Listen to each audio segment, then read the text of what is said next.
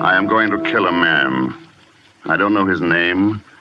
I don't know where he lives. I have no idea what he looks like. But I'm going to find him and kill him. Well, Mr. Lane? I wrote those words, if that's what you're asking, Inspector.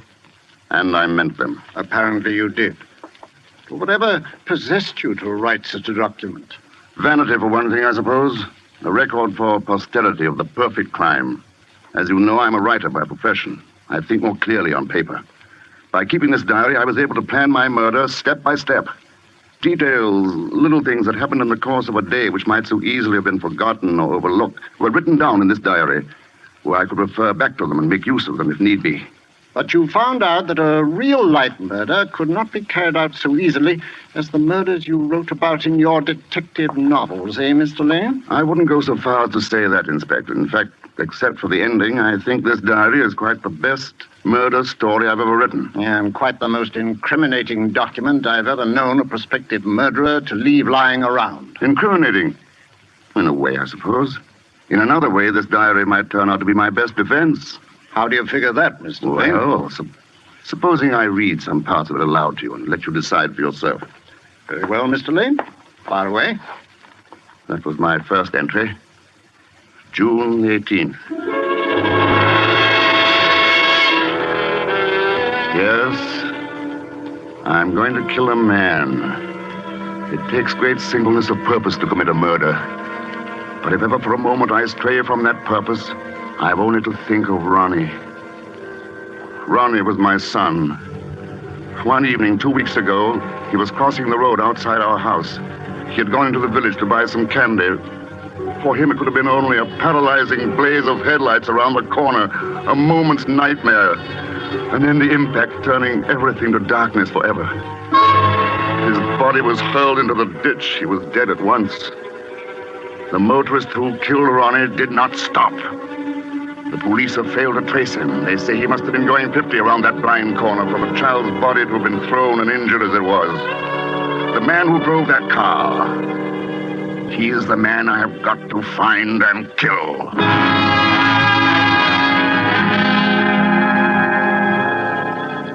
June 25th. I found my first clue today. My mind was on Ronnie. I was driving toward a neighboring town. The hills around were green. The boxwood hedges, still damp from last night's rain, translucent like giant chunks of emerald. Suddenly, the front wheels of my car hit into a great puddle. A sheet of water splashed up over the front of the windshield and drenched me from the side. I pulled up at the far side of the water splash. I got out, cursing myself for my preoccupation, and began mopping away at the windshield. A man leaning over a farm gate addressed me. Whoa. Looks like you got a proper shower bath, mister. Yes. Been pestering the county for months to repair that hole. People always driving into it, splashing themselves all over.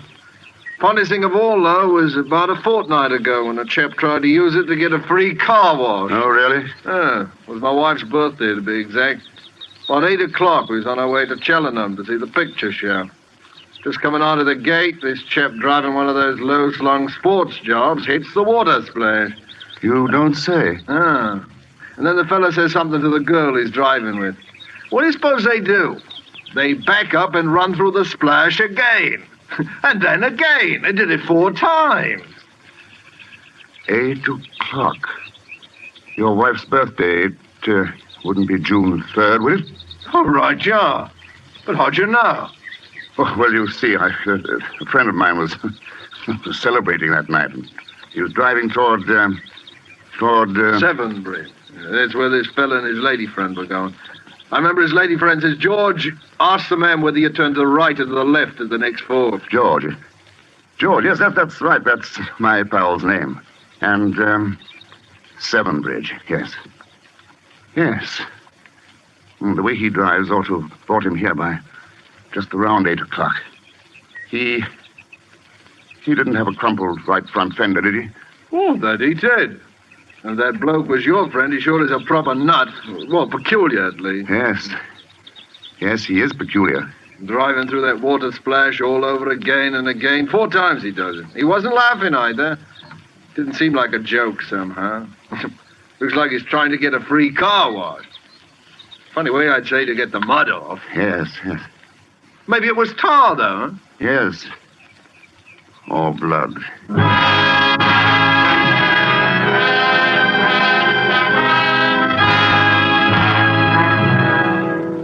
July 12th. At Severnbridge. Have talked to any number of the town's people, and I've met a number of Georges. But not one of them have owned or driven a low-slung sports job. Not like the one I've been looking for anyway. It may be that I have to start all over again. On some other tack. I was returning to the inn this afternoon when I noticed a car parked on the side of the road up ahead. A girl with bright hair was working the rear wheel, and a small lad beside her was doing his best to help. I pulled up beside them. It was a long, low-slung sport job.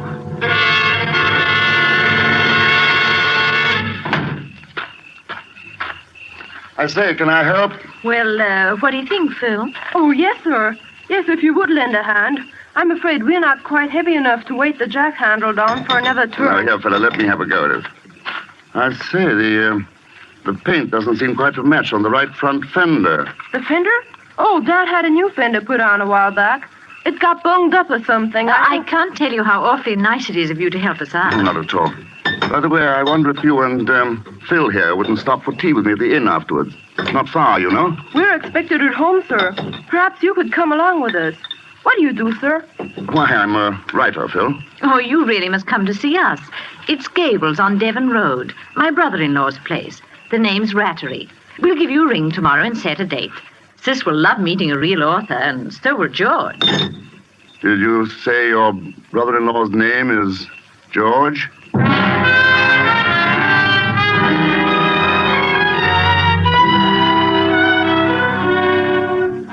July 16th. I've met him. I've spent an evening talking to him. George Rattery.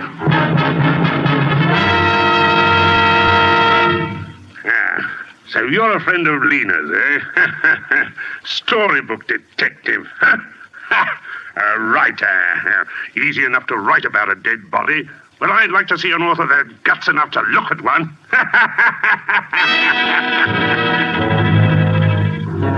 I had been more than a little afraid that George might turn out to be a sympathetic character. That need not concern me any longer. I shall have no compunction at all about putting his light out.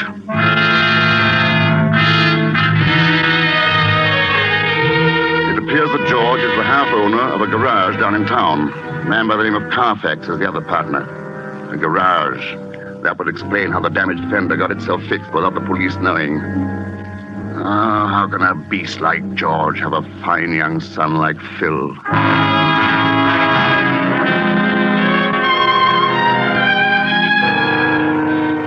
This afternoon, I was rounding the corner of the tea house in the Rattery's garden when I heard voices.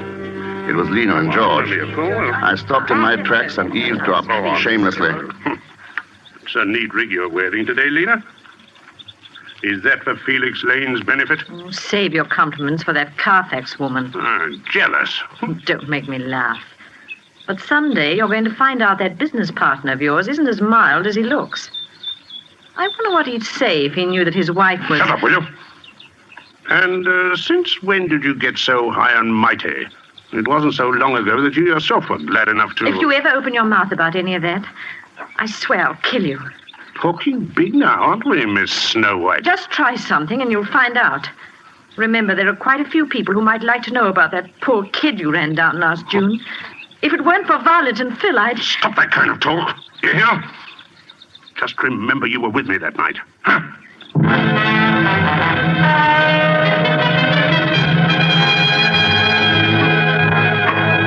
August 5th. Had a look around the Rattery Carfax garage this afternoon. Told George it might come in useful as material in my book. All at once I heard a shot, and there stood George blazing away over the plot in back with a rifle. I went up to him. There. That's another one of the pests out of the way. We've tried everything. Traps, poisons, rat hunts. We can't keep them down. That's a nice rifle. Yeah. Gave it to Phil when he came back from school in Switzerland. Much too good for him. Here, I'd like to have a go at him. I raised the rifle and sighted. George's back was to me. By shifting a few inches to the right, the bullet should enter the base of the brain. Who could prove that George hadn't suddenly stepped in my way? My finger tightened on the trigger. I say, George, I can't find that new tin of rat poison. Phil was spreading some out in the dump yesterday. I wonder where he put it. Oh, hello there, Lane. Hello, Carfax. Hey, watch out where you're pointing that gun. We wouldn't want anything to happen to the senior partner, eh? Not very funny.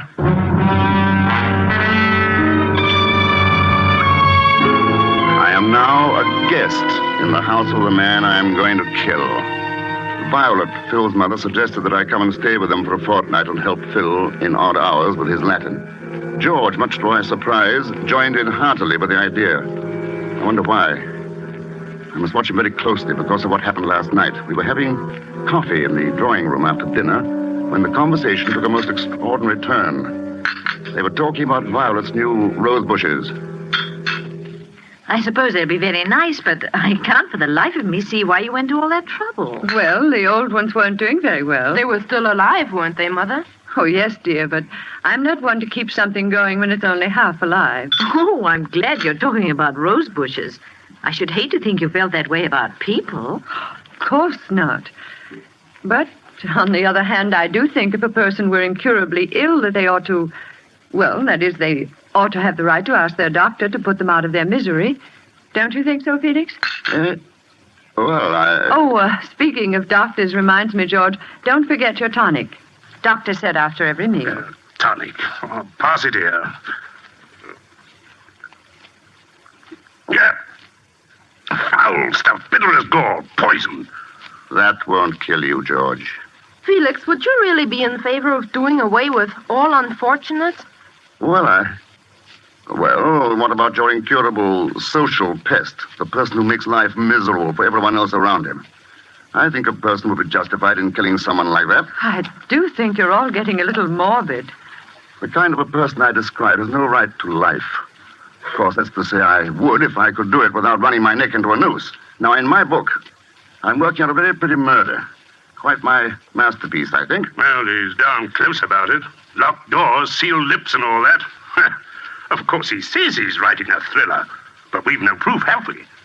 I think you ought to show us the manuscript, Felix. Don't you, Lena? I can't. I'm sorry. I hate anyone to see an unfinished manuscript of mine. I'm funny that way. Oh, Felix, please, get it and read some of it. Come on, don't be a spoil sport. I'll go and get it myself and read it out loud if the blushing author is too coy. By heaven, I'll go upstairs and fetch it now. You'll do nothing of the sort. I've read it. I will not have people snooping about among my manuscripts. That was close. After all, there is no book but this diary. I must keep it well hidden in my room.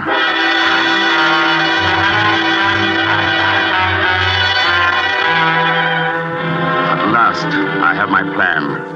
It took a great deal of subtle taunting and persuasion, but it came off at last. George is going sailing with me this afternoon, and he can't swim. Drowning is very painful, they say, in the early stages. That's good, I'm glad. George's lungs bursting, the top of his head shrieking with pain, his hands scrabbling vainly to thrust against the giant weight of the water.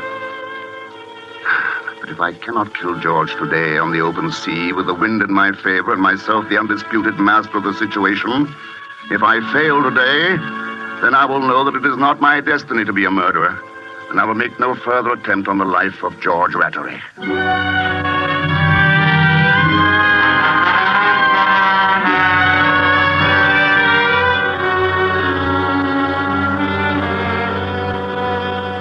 And that, Inspector Blunt, is the last entry in my diary. But you and George did go sailing, didn't you? Yes, it was after lunch on the same day. We walked down to the docks together. George, as you can imagine, was rather clumsy about a boat, but it was only a few minutes after he clambered aboard that we were out in the main water, sailing free. George had his feet braced against the centerboard case and his hands gripped the gunwale. A squall was coming up.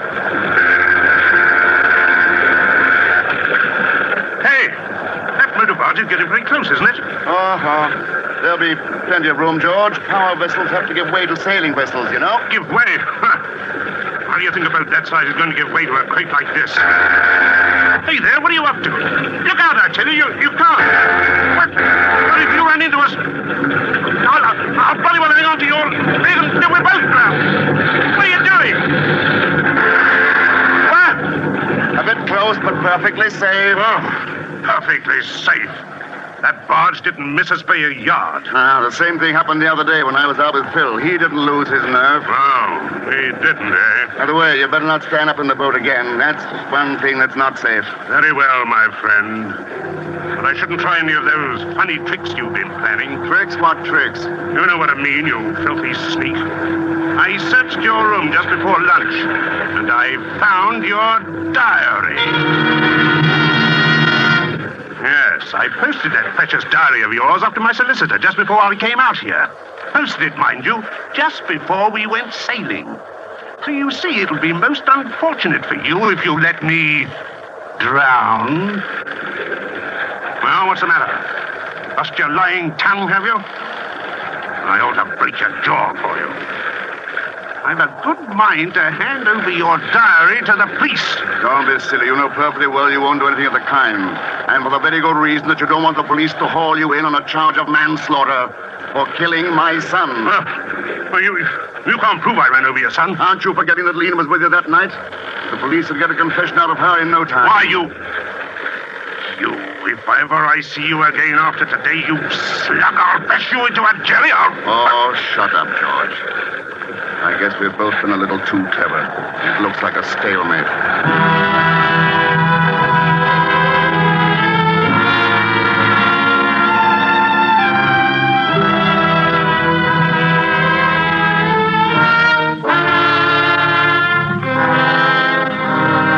I docked the boat and George stormed off the minute we landed. I came straight here to the inn. Yes, I know. Perhaps it's just as well I didn't succeed. Going back to writing detective stories after committing the perfect crime will be like going back to playing with tin soldiers after winning the Battle of Waterloo. You seem to be awfully sure of your alibi. Well, after all, there's no crime in planning a murder, is there? Providing nobody's hurt? Unfortunately, somebody has been hurt. What do you mean? What are you trying to tell me? George Rattery died yesterday evening of the effects of strychnine poisoning. George dead. Strychnine poisoning. All my planning, all my high and tragic purpose, and the beast ends by taking his own life. Poison. I remember now. He used to talk about suicide quite a lot. But I thought he only did it because the subject was so upsetting to his wife. I never dreamed. How did he take it? With his tonic. But it couldn't possibly have been suicide, Mr. Lane. But who? What else could it have been? It could have been murder. Unfortunately, we have no evidence except this diary of yours. Oh, but the bottle, the tonic. George Rattery died almost instantly after taking his tonic at dinner. But before the doctor arrived, that bottle disappeared. Well, any suspects? Every person closely associated with George Rattery had enough motive to murder him. But you had the strongest motive. After all, George Rattery did kill your son. Am I under arrest? Not officially as yet. But naturally, I posted a guard outside your room. In the meantime... But, man, you can't go in there. He told us. Officer, let me by. I tell you, I've got to see Inspector Blunt. Please, Mother. I say it's no good. Be quiet, Phil. Why couldn't you have stayed at home? Officer, let me by. I must see. Now, let them come in, officer. Good afternoon, Mrs. Rattery. Phil? Hello, Phil. Hello, Felix. Please.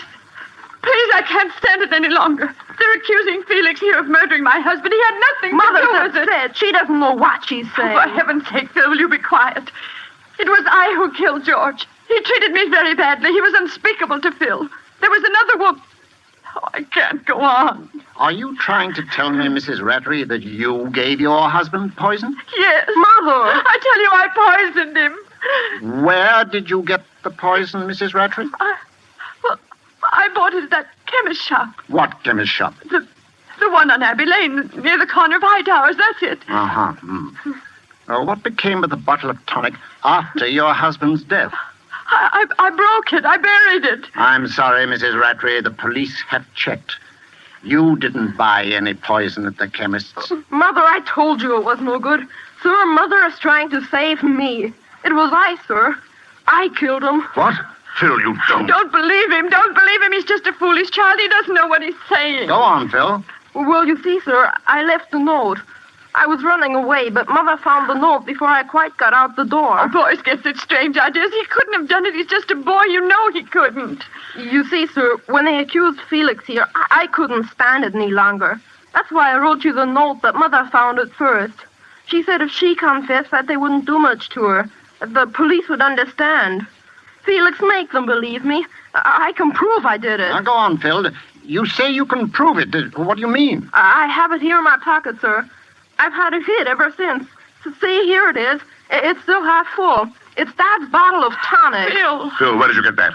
I took it off the buffet after the doctor said Dad was dead. But this is very serious, Phil. You know that. He's lying. He couldn't have. He's just a little boy. Please, all of you, I have a favor to ask. Let me talk to Phil alone for a few minutes.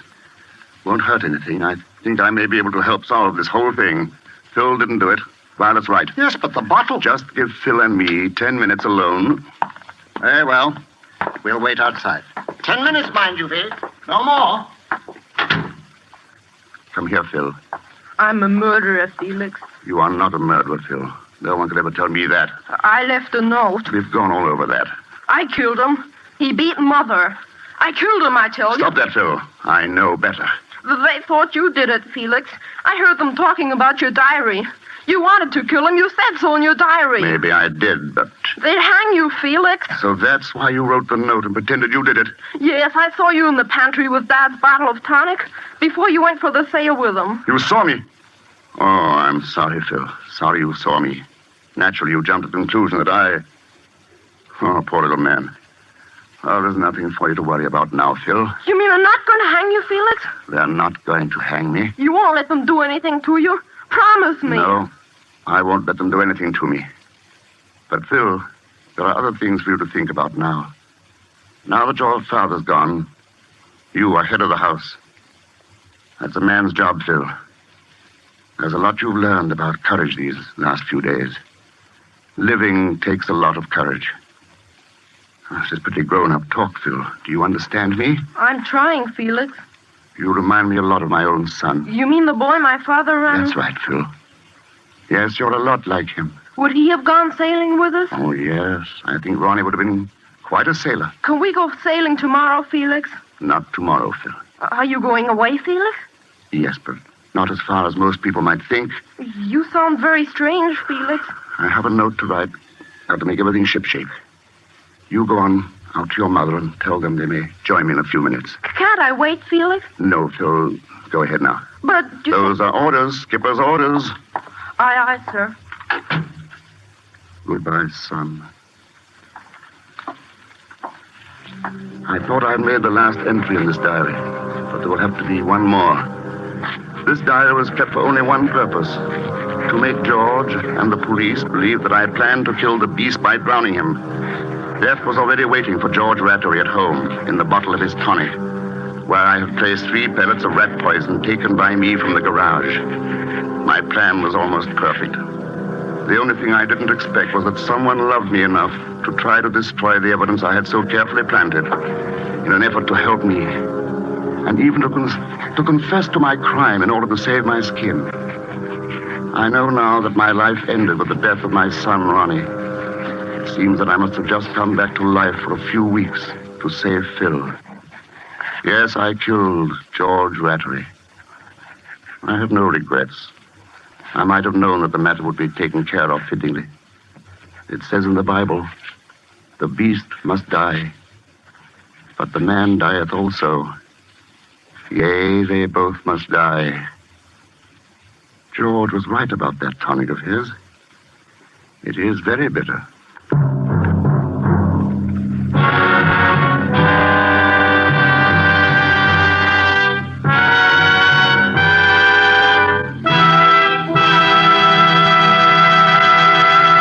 Did you enjoy the show? If you want to hear more vintage, golden age, unforgettable radio dramas, don't forget to like, comment, and subscribe. Share this audio classic with a friend, and come back soon for more timeless stories right here on the Radio Classic Shows channel.